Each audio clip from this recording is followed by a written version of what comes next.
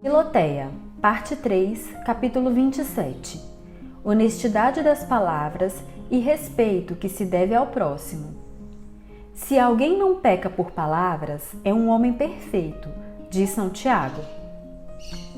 Tem todo o cuidado em não deixar sair de teus lábios alguma palavra desonesta, porque, embora não proceda de uma má intenção, os que a escutam a podem interpretar de outra forma. Uma palavra desonesta que penetra num coração frágil estende-se como uma gota de azeite e, às vezes, toma posse de tal modo dele que o enche de 1000 pensamentos e tentações sensuais. É ela um veneno do coração que entra pelo ouvido, e a língua que serve de instrumento a esse fim é culpada de todo o mal que o coração pode vir a sofrer, porque, ainda que neste se achem disposições tão boas que frustrem os efeitos do veneno, a língua desonesta, quanto dela dependia, procurou levar esta alma à perdição. Nem se diga que não se prestou atenção, porque Nosso Senhor disse que a boca fala da abundância do coração. E, mesmo que não se pensasse nada de mal, o espírito maligno o pensa, e por meio dessas palavras suscita o sentimento mal nos corações das pessoas que as ouvem.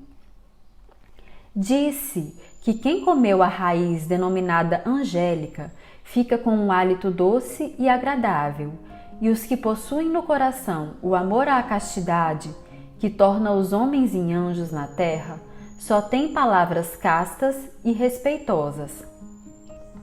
Quanto às coisas indecentes e desonestas, o apóstolo nem quer que se nomeiem nas conversas, afirmando que nada corrompe tanto os bons costumes quanto as más conversas.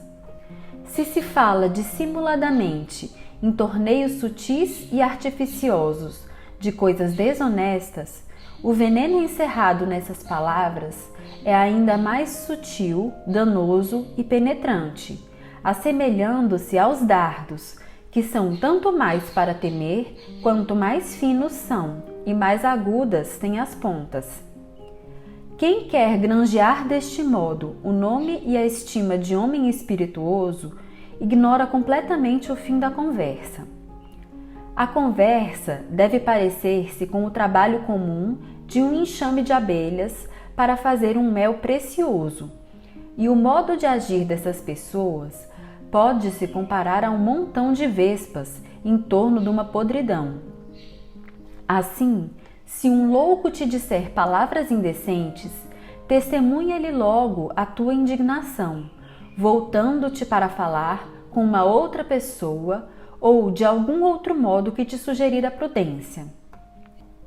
Muito má qualidade é ter um espírito motejador. Deus odeia extremamente este vício e puniu-o, como se lê no Antigo Testamento, com muita severidade. Nada é mais contrário à caridade e máxime à devoção que o desprezo do próximo. Mas a irrisão e mofa trazem forçosamente consigo este desprezo. É, pois, um pecado muito grave, e dizem os moralistas que, entre todos os modos de ofender o próximo por palavras, este é o pior, porque tem sempre unido o desprezo, ao passo que nos outros a estima ainda pode subsistir. Mas, quanto a esses jogos de palavras espirituosas com que pessoas honestas costumam divertir-se, com uma certa animação, sem pecar contra a caridade ou a modéstia, são até uma virtude, que os gregos chamam eutrapelia, ou arte de sustentar uma conversa agradável.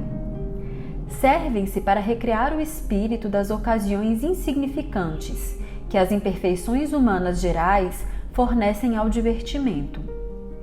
Somente deve-se tomar o cuidado que essa alegria inocente não se vá tornando em mofa, porque, Esta provoca a rir-se do próximo por desprezo, ao passo que esses gracejos delicados só fazem rir por prazer e pelo espírito de certas palavras, ditas por liberdade, confiança e familiaridade, com toda a franqueza e recebidas de boa mente, tendo-se completa certeza que ninguém as levará a mal. Quando os religiosos da corte de São Luís queriam entabular uma conversa séria e elevada depois do jantar, dizia-lhes o santo rei: agora não é tempo de arrazoar muito, mas de divertir-se com uma conversação animada. Diga, pois, cada um, livre e honestamente, o que lhe vem ao pensamento. Queria com isso dar um prazer à nobreza de que se rodeava, condescendendo nessas provas familiares da bondade de sua real majestade. Enfim, Filoteia, passemos o pouco de tempo que nos é dado para uma conversa recreativa e agradável, de modo que a devoção aí praticada nos assegure uma eternidade feliz.